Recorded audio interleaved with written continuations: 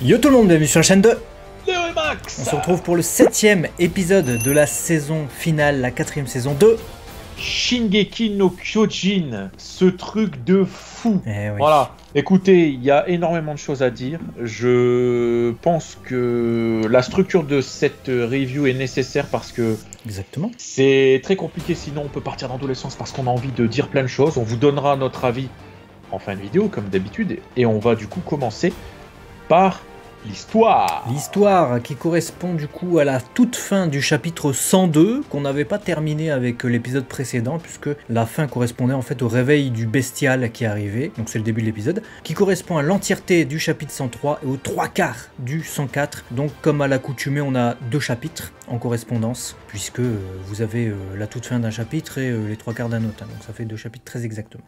Ouais, et du coup, pour faire un synopsis léger, ce qui est assez compliqué, on a donc, suite à l'éveil des reines, le combat qui, du coup, prend place, hein, là, on peut pas dire autre chose que ça, entre Mar et, du coup, les Eldiens du côté des reines. Donc, on a toute la troupe aérienne avec leur... merde, comment ça s'appelle ? Leur équipement tridimensionnel, voilà, et on découvre de la surprise, encore de la surprise, on a hypé de toutes parts. Alors, Levi. la troupe aérienne et la troupe aérienne également, puisque Aussi. on voit qu'ils voltigent habilement dans les airs, hein, et Oui. d'ailleurs l'assaut du bataillon d'exploration est immédiatement interrompu, alors qu'on pensait qu'ils allaient achever Gaillard dès le début de l'épisode par l'arrivée de Pic avec sa tourelle mitrailleuse. Ouais, comme tu nous le disais d'ailleurs en off, c'est compliqué pour lui de porter un masque anti... Exactement, il faudrait une bâche voilà. à limousine, je pense. C'est ça.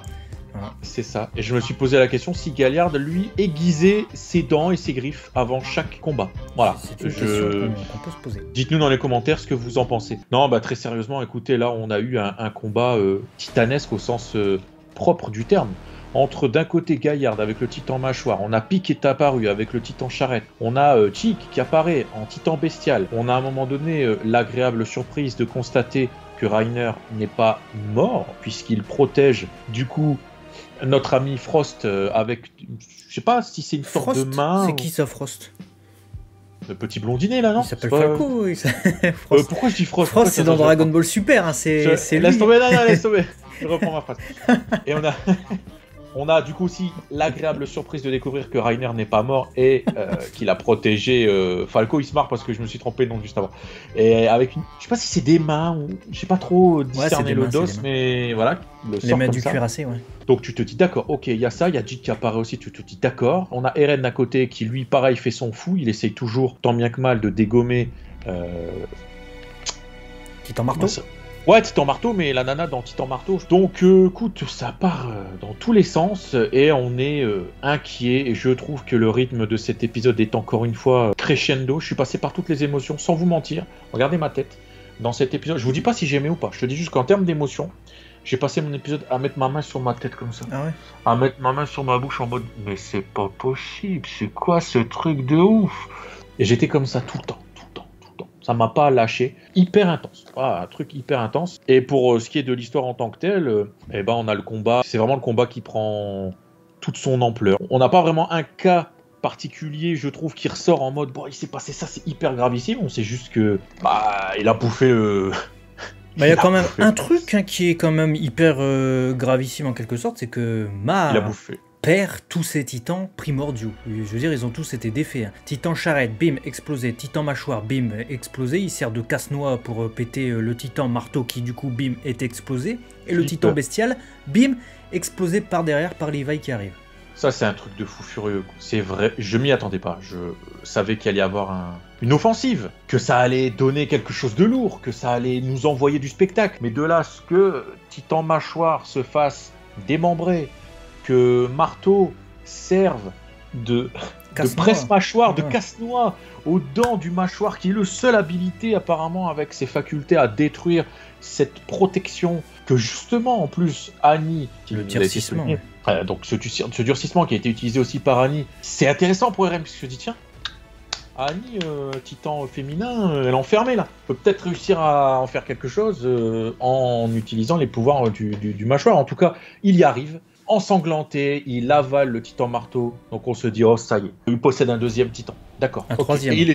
Un troisième titan, pardon. Et il était prêt à en avoir un quatrième avec Titan Machin. Je me suis dit, il va tous les faire ou quoi? Ouais. C'est quoi le délire? Il veut être The Titan, le gars, tu vois. Et Jake au sol, encore une fois, en 2 secondes chrono. C'est-à-dire que, rappelez-vous, saison 3, Levi avait fait son fou. On était ouf. Là, je me suis dit, ça va. Jake, il connaît son adversaire. D'ailleurs, c'est lui qui le regarde et il se dit, je m'en fous d'Eren. Moi, mon ennemi, c'est toi, Levi. Sors de là. Bah, quand il est sorti, frère, t'as pas fait le malin. Moi, je te le dis, tu t'es pris une coupe... fait étaler, ouais.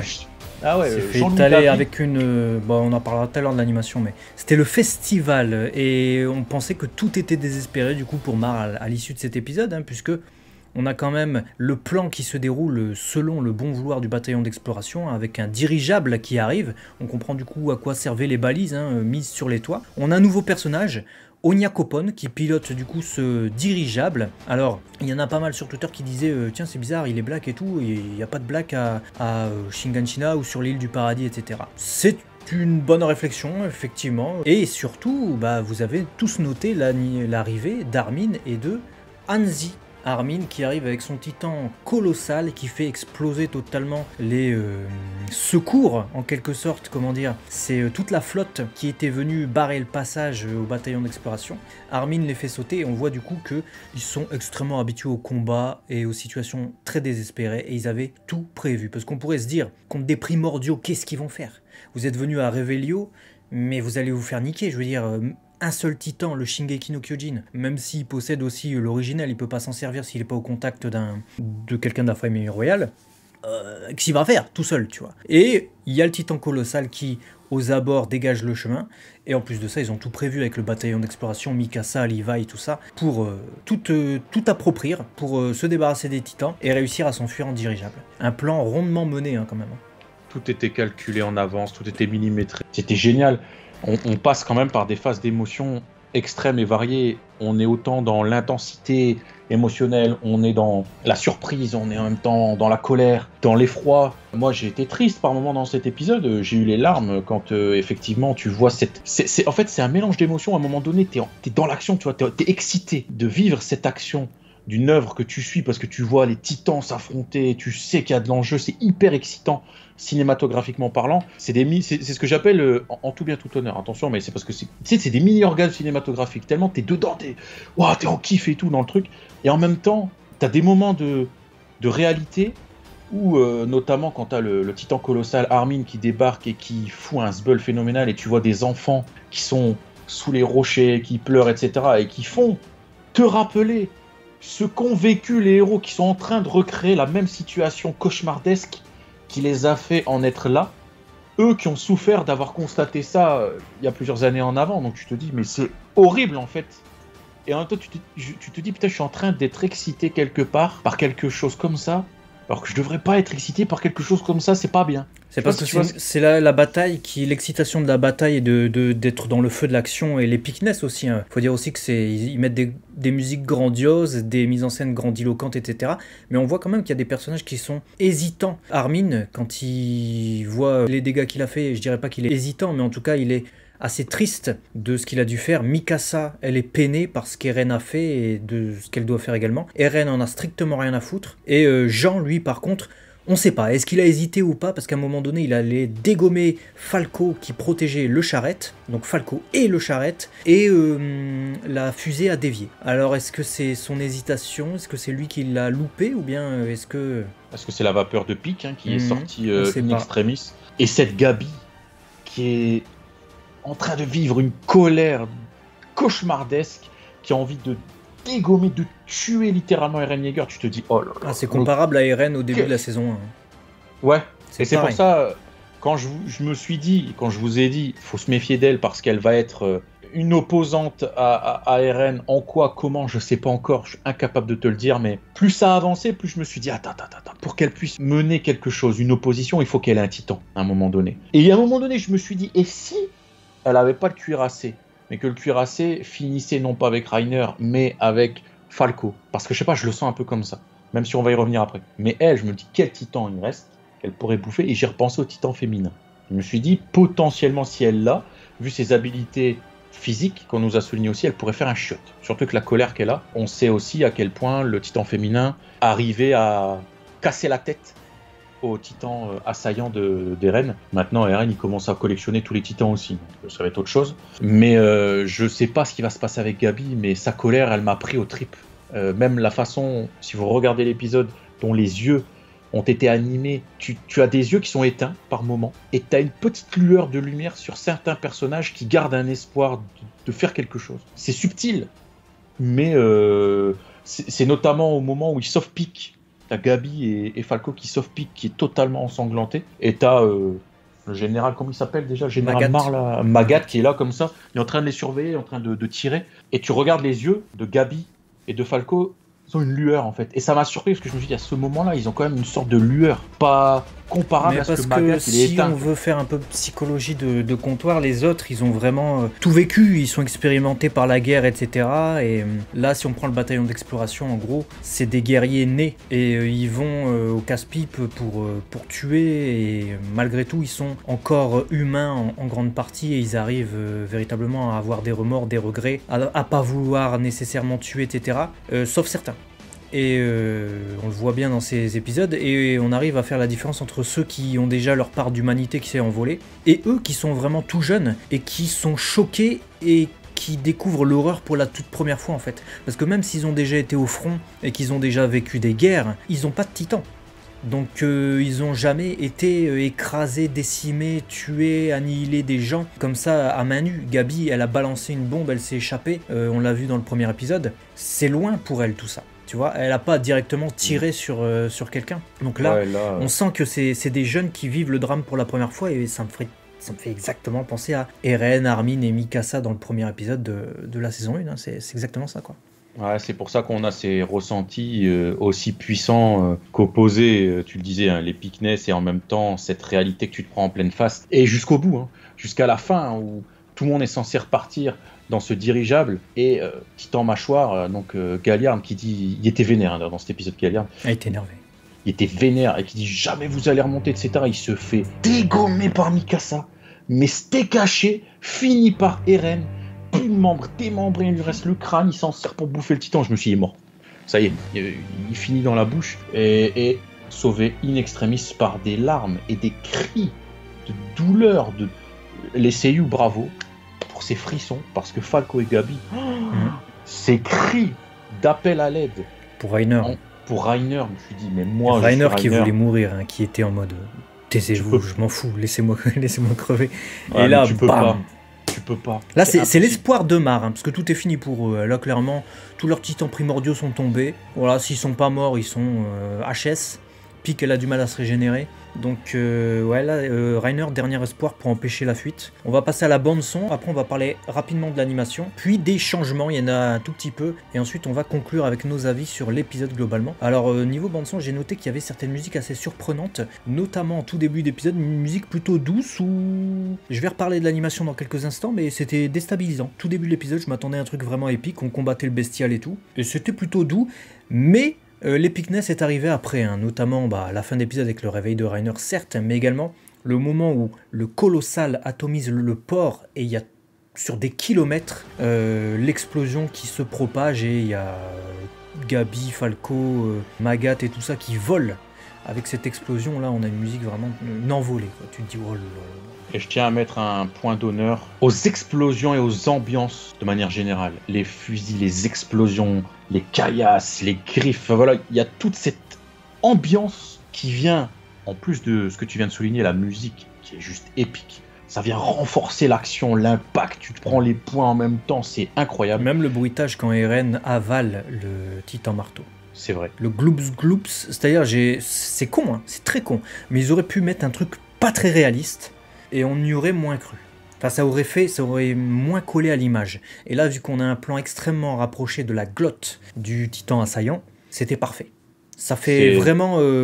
il vient de se passer un truc de ouf, c'est dégueulasse, il l'avale, on le comprend bien, et c'est fini pour le titan marteau. C'est pour ça que je ne comprends pas les critiques qu'ont pu recevoir Mappa pour la D'ailleurs, partie on va parler de l'animation. Animation donc 3D, accompagnée de la musique lancinante en tout début d'épisode, celle dont je vous parlais. J'ai pas spécialement accroché.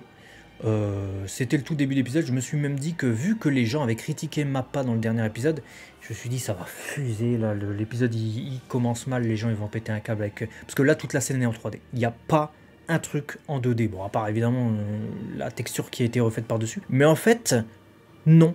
Parce que la suite de l'épisode est littéralement géniale et toutes les scènes d'animation CGI, donc 3D, mélangent habilement la 2D. Regardez ce combat magnifique entre le mâchoire et l'assaillant.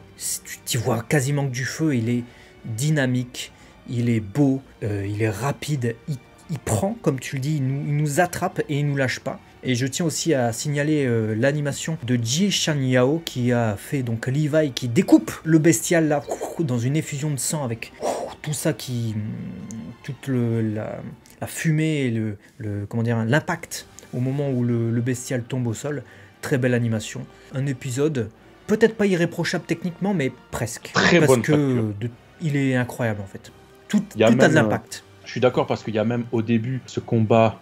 Quand il y a une esquive vraiment avec le charrette, Shig, le mâchoire où il court sur les murs et puis qu'on voit toutes les attaques tridimensionnelles comme ça qui vont autour. On a Mikasa qui balance justement une arme, enfin pas une arme, mais une fusée sur la sœur de Willy. Il y a toute cette envolée où tu as les longs bras comme ça du bestial qui essaye de choper et en fait ils ont fait des croisés avec les mouvements et pour justement compenser peut-être par moments cette 3D qui peut, je trouve, être critiquable et encore pas pour moi dans cet épisode. Ils ont vraiment fait un taf de ouf parce qu'ils ont joué sur la lumière, sur les ombres, etc. Dites-moi dans les commentaires qui n'a pas été pris par l'action et l'épicness de cet épisode parce qu'il s'est dit « Ah, je suis dérangé, la mèche de cheveux là en 3D. » Franchement, ce serait être très méchant et mauvaise langue vu le travail accompli sur ce type d'épisode et d'action. Le hashtag #ThankYouMappa a bien tourné sur Twitter. Et je te propose de parler des changements. Il y en a eu très peu. En tout cas, j'en ai noté peu. Si vous en voyez d'autres, n'hésitez pas